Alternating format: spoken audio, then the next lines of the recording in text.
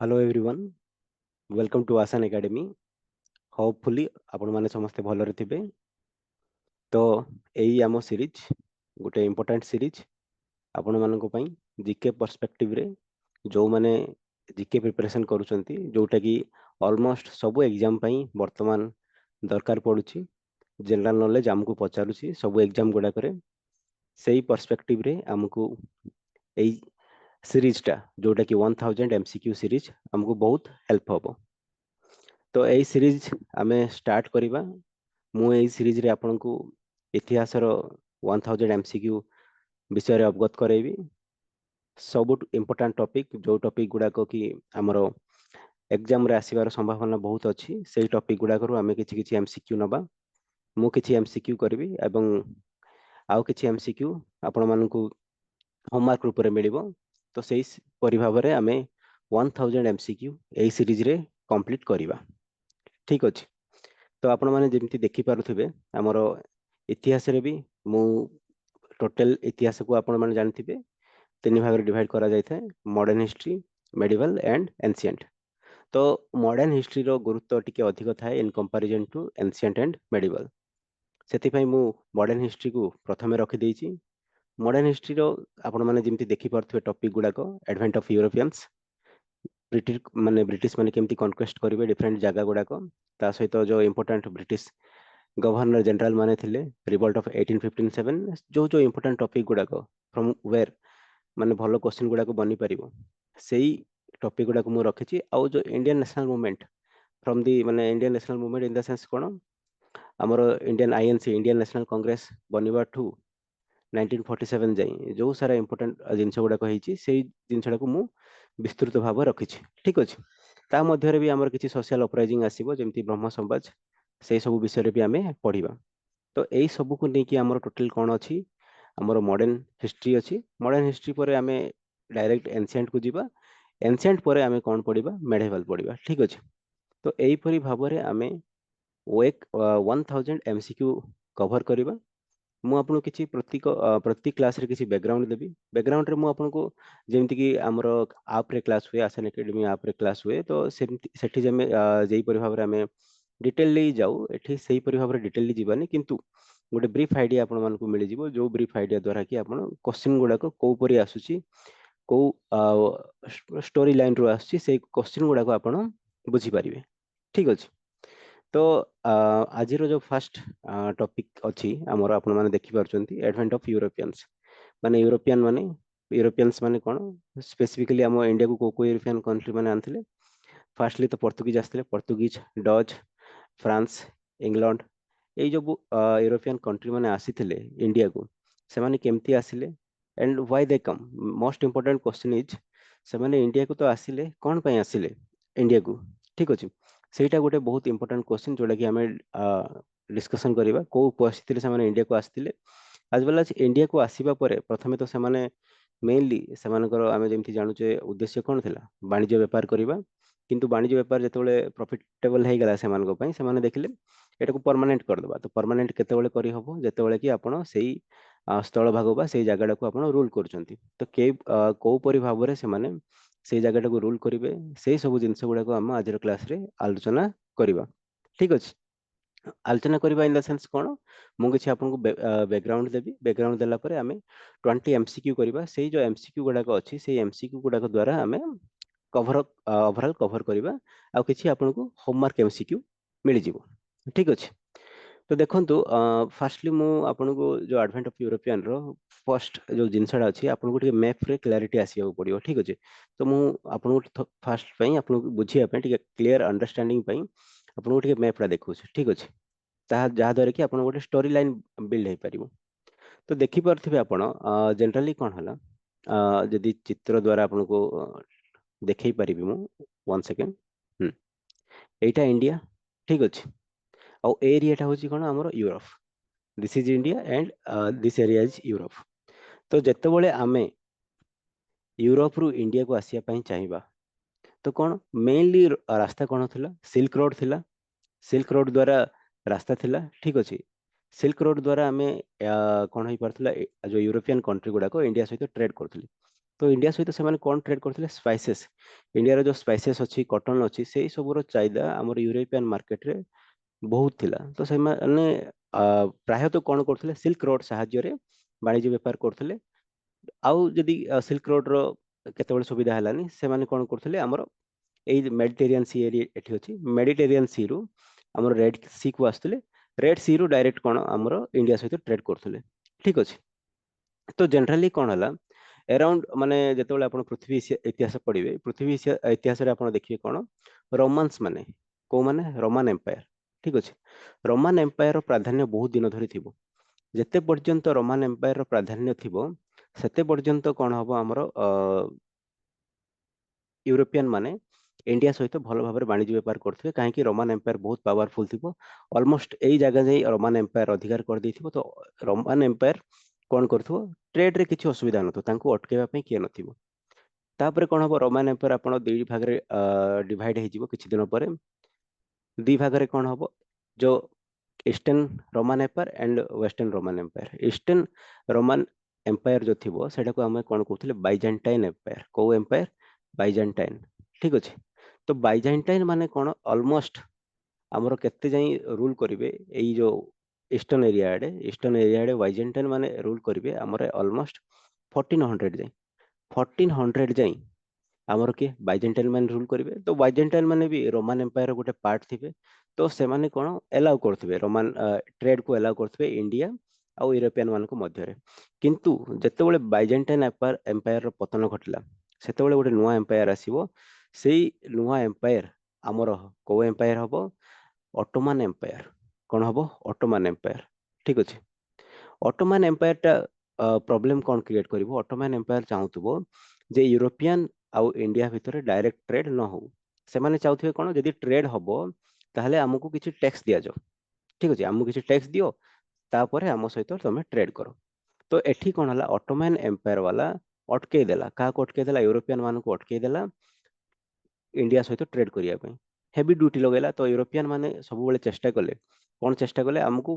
गोटे alternate root देखिया पड़ो आम मेडिटेरियन सी बाटे भी जाई पारुने कहीं एठी पूरा ऑटोमन एम्पायर पूरा बहुत बड़ एरिया को कवर करके रखिदेला ऑटोमन एम्पायर जो थिला से समय रे बहुत बड़ एरिया को कवर करके रखिदेला तो यूरोपियन माने भाबिले आमे एई मेडिटेरियन सी ऊपर भी हमर कब्जा रही पारनी रेड सी ऊपर कब्जा रही पारनी आउ एई ऊपर बाटे भी जो हमर सिल्क रोड अछि सिल्क रोड ऊपर भी हमर कब्जा रही पारनी सेथि पई यूरोपियन माने कोन भाबिले आमे कोन करिबा गोटे अल्टरनेट रोड खोजिबा का कोठी जीवा पई इंडिया को खोजिया पई ठीक अछि तो इंडिया को खोजिया पई से माने कोन चाहिले गोटे अल्टरनेट रोड खोजिया चेष्टा कले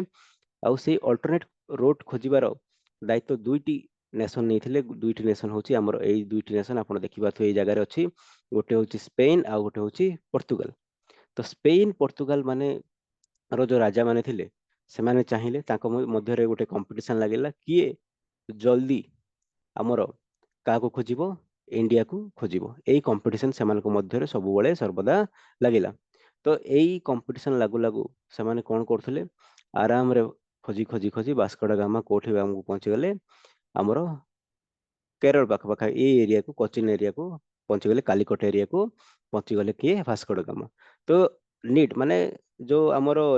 नेसेसिटी होची कोन मदर ऑफ इन्वेंशन सेही जिंसो सेमान को आवश्यक पड़िला गोटे एमटी रोड जो रोड द्वारा कि से माने जो अरब लोक अछंती बा ऑटोमन एम्पायर अछि से मानकटू किछि टैक्स दबाको पड़िबनी से हमको नेसेसिटी हे गेला सेति पई से माने कोन करले गोटे अल्टरनेट रोड खोजिले जोडा कि कंप्लीटली अफ्रीका को कवर करके बा सर्कल करके से कोठी पहुंचले इंडिया को कहीं इंडिया से बहुत इंपोर्टेंट थिला why India was very much important for them mainly जो इंडिया रो स्पाइसेस थिला कॉटन थिला से गुडा को चाहिदा माने गोटे अल्प स्पाइसेस नहीं जिवे केजी दी केजी से गुडा को जदी से माने यूरोप रे बिकुतले तारो जो मूल्य मिलुथला से गुडा को हाई प्राइस थिला ठीक अछि सेति पई लाभदायक थिबा जगु ही से माने एते बडो माने सी रोड 19 माने 1498 माने कोन से समय रे डेवलप करिथिला नेविगेशन किंतु एते भलो नेविगेशन डेवलप करनथिला किंतु से माने जानिले हमें जदी प्रॉफिट अछि यदि इंडिया सहित डायरेक्ट कनेक्शन कर दबा ताहले हमको प्रॉफिट अछि सेति पई कोन गले बहुत पैसा खर्च होला पोर्तुगाल आ स्पेन बहुत पैसा खर्च कले खर्च करी की मध्य कोन कले हमर 1498 रे कोन वास्को डी गामा आसिले इंडिया को आसिले इंडिया को आसिक 1498 रु पाखापाखि 1600 जाई हमर पोर्तुगाल माने कौन करेंगे इंडिया रे टोटली अनइंटरप्टेड इंडिया रे चारिआडे व्यापार करेंगे किंतु तापर जेतबेले डच माने आसीजिबे आमर ईस्ट इंडियन कंपनी माने आसीजिबे फ्रेंच माने आसीजिबे से माने तापर कोन हबो पोर्तुगाल मानकर पावर धीरे धीरे कमी जिवो आउ अलगा सब पावर को माने हरै की हमर को पावर मुंडो टेकिबो हमर ईस्ट इंडिया कंपनी बा ब्रिटिश ईस्ट इंडिया कंपनी जोड़ा कि इंग्रेज माने सेही माने कोन करिवे बहुत पावरफुल हे जिवे जनरली कोन जेतेबेले सी रोड टा आसिला सी रोड टा जेतेबेले रास्ता जणा पड़ी गला अलगा यूरोपियन कंट्री गुडाको ठीक अछि हमर एठी देखंतु यूके अछि तापर हॉलैंड अछि ठीक अछि फिनलैंड हॉलैंड एई सब गुडाको हॉलैंड माने हॉलैंड रु ही डच माने आछंती ठीक अछि एई सब एरिया रु कोन करले हमर बहुत सारा माने नेविगेटर माने आसिले इंडिया को कोन करिया पे वाणिज्य व्यापार करिया पे इंडिया सहित से माने कोन माने खाली इंडिया भी तांको पई गोटे एमती नथिले जे बहुत इंपोर्टेंट थिला इंडिया भी इंपोर्टेंट थिला आज वेल जो इंडोनेशिया एरिया रो भी जो सब सामग्री मिलुथला सेही गुडाकर भी चाहिदा कोठी थिला यूरोपियन रे थिला तो आपण माने देखिबे हमें पढिबा जेतेबेले तो इंडिया रो भी बहुत सारा जिंस से माने अधिकार करके नेबे आउ जो माने मालयान पेनिनसुला माने जो इंडोनेशिया अछि इंडोनेशिया म्यांमार ए सब एरिया अछि ए सब एरिया रो भी से माने कोन करिवे बहुत सारा संपद नै कि कोठी की जिवे हमरो यूरोप को जिवे तो बेसिक बैकग्राउंड स्टोरी एतिकी तापरे भी बहुत सारा फैक्ट अछि माने पचारिबे कोठु माने इनिशियली कोठी पहुंची कालीकोट रे पहुंची कोटा पोर्तुगीज माने आउ इंग्लैंड माने माने इंग्रेज माने कोठी फास्टली निजर जो जहाज को रखिथिले सुरत रे रखिथिले डच माने फास्टली कोठी आस्थिले तांकर फास्ट फैक्ट्री कोठी बनैथिले ए सब कोन क्वेश्चन गुडा को हमको आसी जाए ए टॉपिक अंडर रे ए टॉपिक रो ना कोन एडवेंट ऑफ यूरोपियंस यूरोपियन माने केमती आसिले को जगह फास्टली पहुंचले किए सेतुल को राजा थिले ए सब क्वेश्चन गुडा को हमर आसे फर्स्ट टॉपिक रे सेही टॉपिक रो मु किछि 40 क्वेश्चन रखिछि आपण मानको पई 40 क्वेश्चन रो किछि क्वेश्चन हमें डिस्कशन करिबा आ किछि क्वेश्चन आपण मानको होमवर्क मिलिबो ठीक अछि तो देखंतु जो क्वेश्चन गुडा को हमें डिस्कशन करिबा 1 सेकंड मु क्वेश्चन गुडा को आपन देखौछि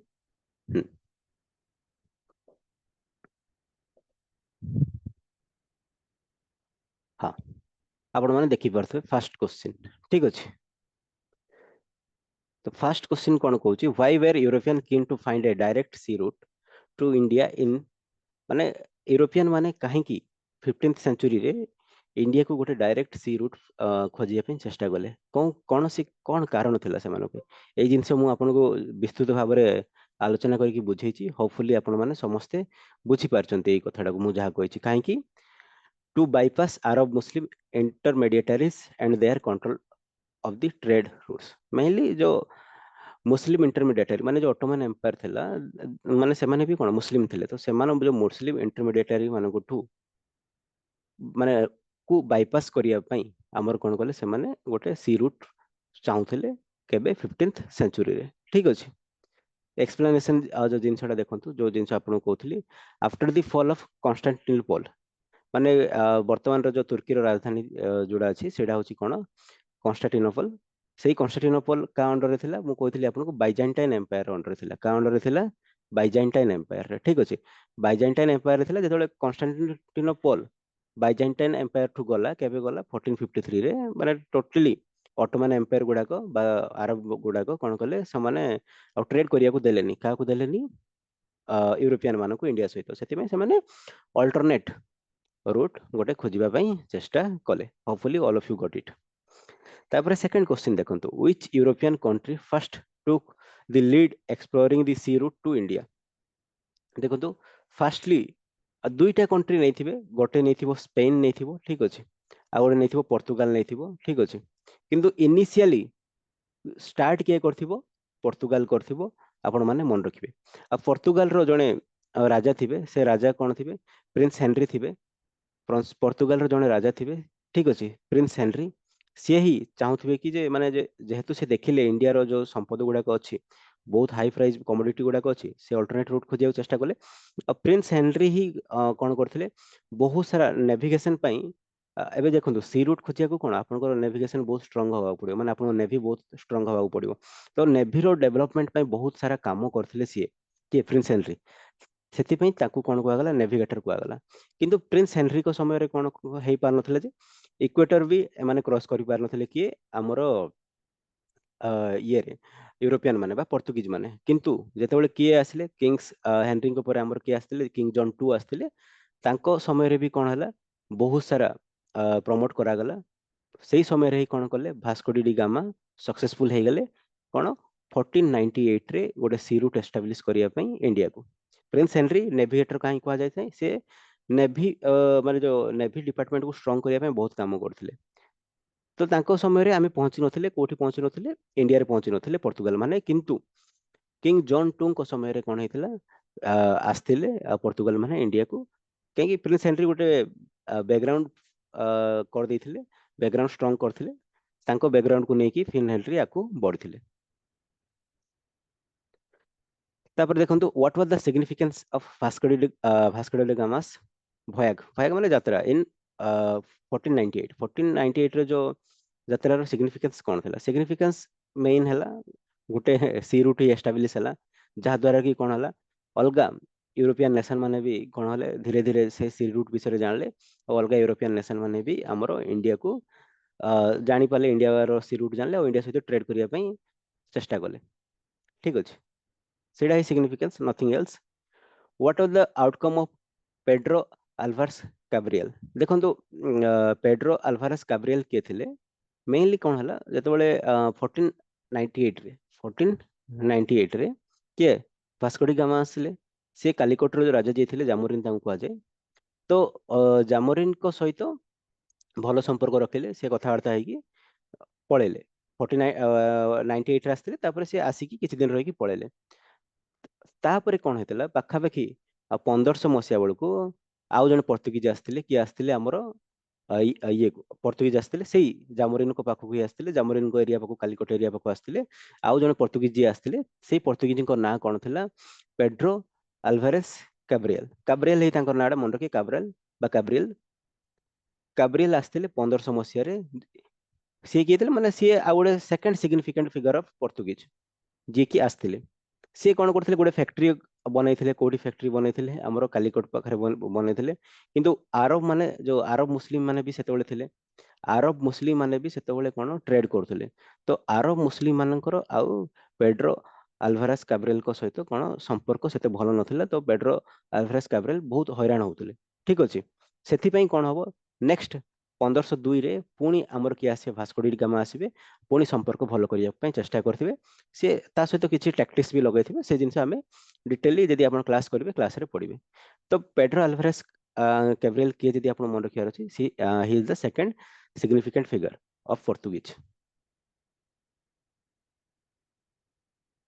ତାପରେ ଦେଖନ୍ତୁ ସେଇ ଜିନିଷ ହିଁ ଲେଖା ହେଇଛି, he fought with the Arabs and establish a factory but later the factory was destroyed. ସେଇ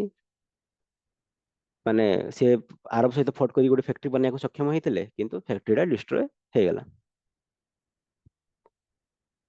ତାପରେ ଦେଖନ୍ତୁ why did Vasco da Gama return to India? ପୁଣି କଣ ପାଇଁ ଆସିଲେ? ଯେତେବେଳେ ଦେଖିଲେ ଯୋଉ ଆସିଥିଲେ, କିଏ ଆସିଥିଲେ? କାବ୍ରିଏଲ ଆସିଥିଲେ। କାବ୍ରିଏଲ କିଛି ସେତେ ସିଗ୍ନିଫିକାଣ୍ଟ କାମ କରିପାରିଲେନି, ସେ ଆରବ ମାନଙ୍କୁ ହରେଇଲେ, କିନ୍ତୁ ଫ୍ୟାକ୍ଟ୍ରି ସେତେ ଦିନ ଯାଇ ବନେଇକି ରଖିପାରିଲେନି, ଫ୍ୟାକ୍ଟ୍ରି ପୁଣି ଡିଷ୍ଟ୍ରୟ ହେଇଗଲା। ସେଥିପାଇଁ ଭାସ୍କୋ ଡି ଗାମାକୁ ପୁଣି ରିଟର୍ନ କରିବାକୁ ପଡିଲା। କାହିଁକି ରିଟର୍ନ କରିବାକୁ ପଡିଲା? କାହିଁକି ସେ ଚାହୁଁଥିଲେ ଗୋଟେ ଷ୍ଟ୍ରଙ୍ଗ ହୋଲ୍ଡ ବନେଇବା ପାଇଁ, କୋଉଠି ଗୋଟେ ଆମର ଯୋଉ କାଲିକଟ ଏରିଆରେ ନିଜର ପ୍ରଭୁତ୍ୱ ବିସ୍ତାର କରିବାକୁ ଚାହୁଁଥିଲେ। ସେଥିପାଇଁ 1502 ରେ ସେ ପୁଣି ଆସିଥିଲେ।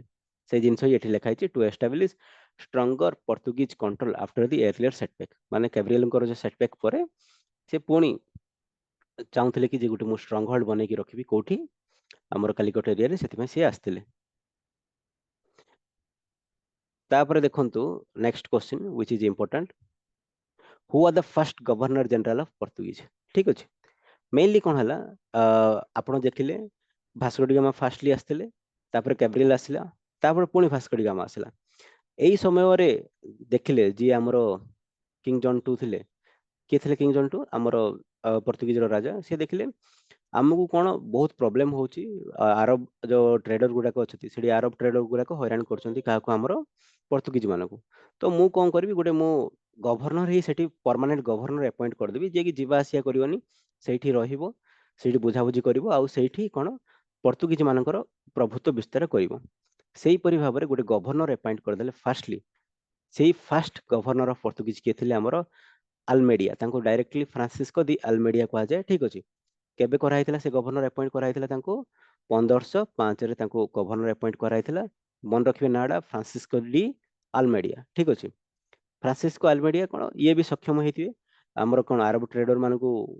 बहुत परास्त करिया पय ठीक अछि किंतु मेनली कोन हेतिबो ये आंको पुओ मरी जाइथिबे फ्रांसिस्को डी आल्मेडियाଙ୍କର गोटे युद्धरे तो सेथिपय ये फ्रांसिस्को डी आल्मेडिया भी किछि दिन परे किछि जगह अधिकार कला परे से पळेथिबे किछि सक्षम हेतिबे किंतु किछि जगह अधिकार कला परे पळेबे ठीक अछि तो फ्रांसिस्को आल्मेडियाଙ୍କର गोटे पॉलिसी थिला से पॉलिसी रो ना कोन थिला ब्लू वाटर पॉलिसी जोडा कि गोटे फेमस पॉलिसी बहुत सारा लोक सुनिथिबे ठीक अछि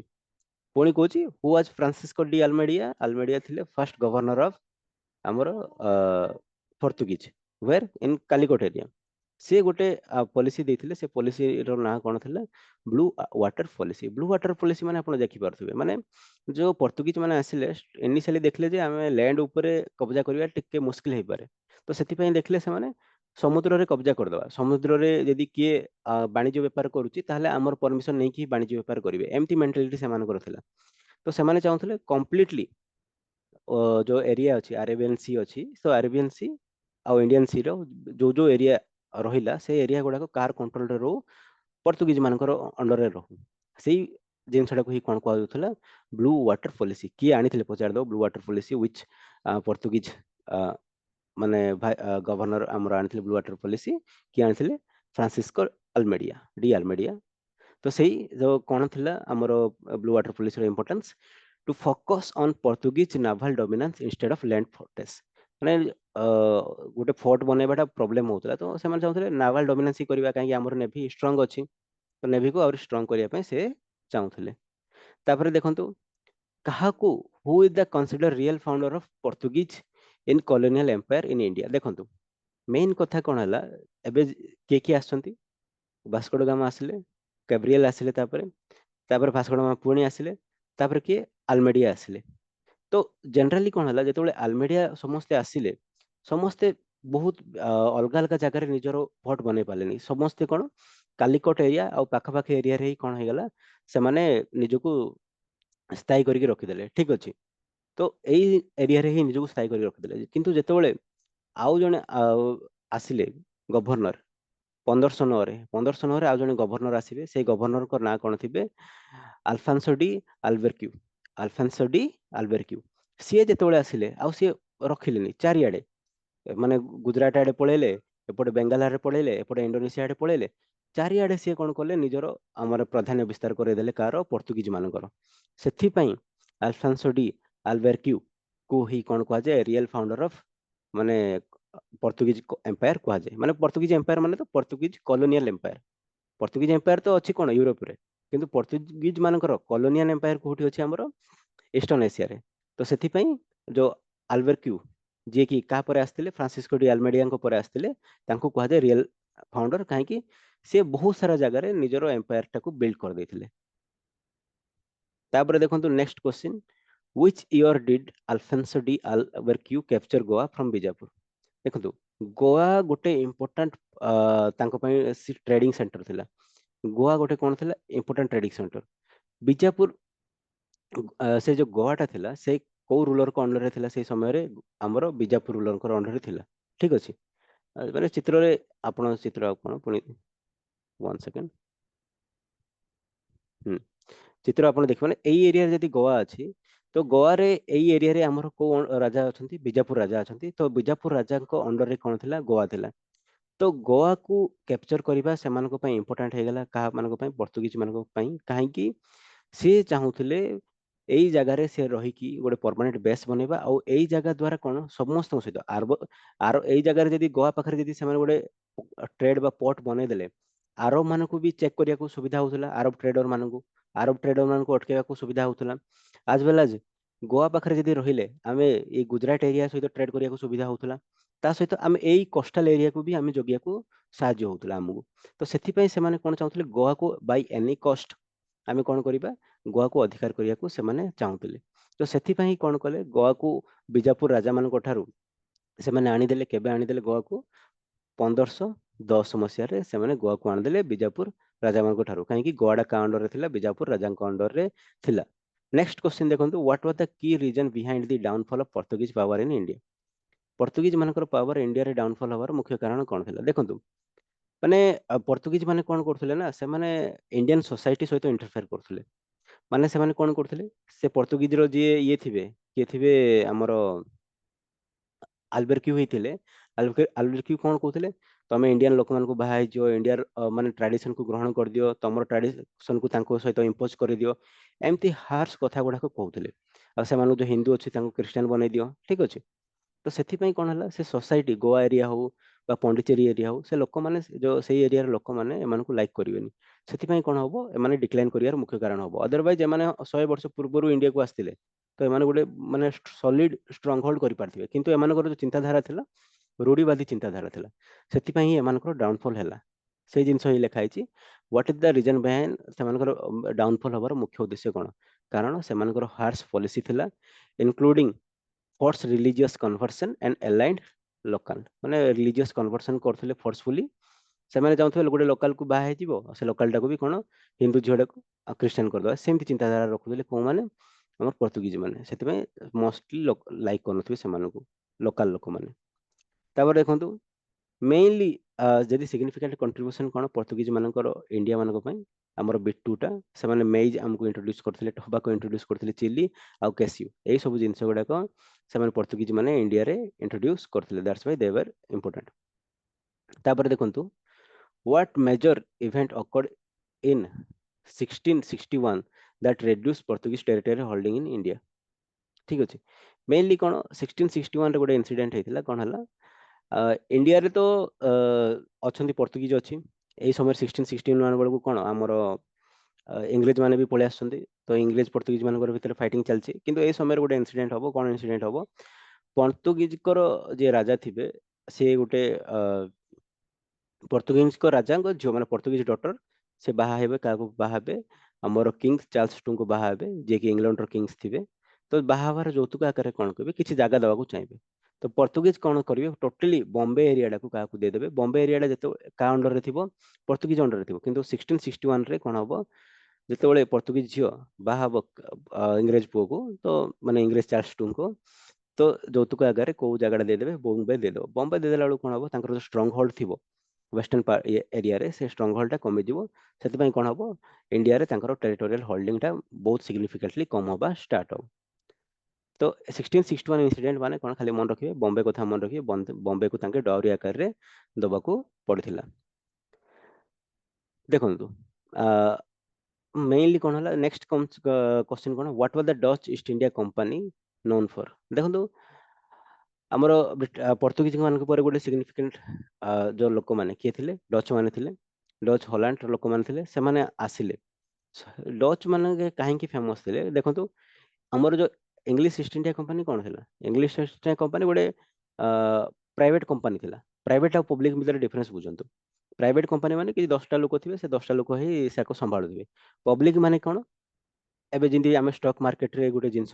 लगा हुए से सब पब्लिक करा जाय ठीक अछि पब्लिक करा जाय माने कोन साधारण लोक भी से कंपनी रे निजर पैसा लगेई परिबो जदि कंपनी रो लाभ हला साधारण लोक को पैसा मिलिबो सेमती ही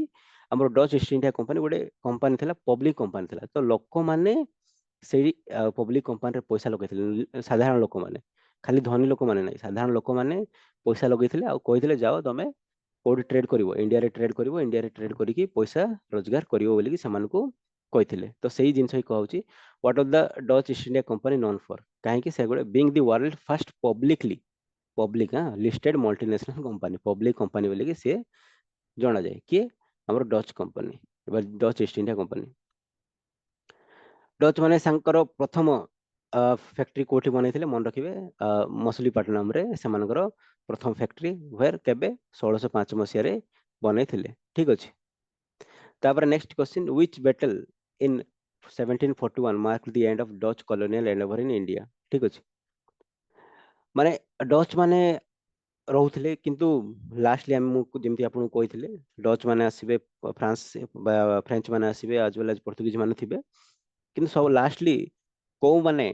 रहिबे पावर रे रहिबे हमरो इंग्रेज माने तो डच माने भी सही सेम जिंस होइथिबो डच माने भी हारि जैथिबे केमति हारि जैथिबे डच माने देखंतु गोटे बैटल थिबो बैटल ऑफ कोलाचल रे थिबो बैटल ऑफ कोलाचल रे कोन हेतिला the battle of Colachel fought in 1741 between Dutch and the Indian Kingdom of Travancore ठीक अछि ट्रावेनकोर एरिया रो गोटे लोकल किंगडम थिबो ता सहित को माने फट करथिबे डच माने फट करथिबे को बैटल रे करथिबे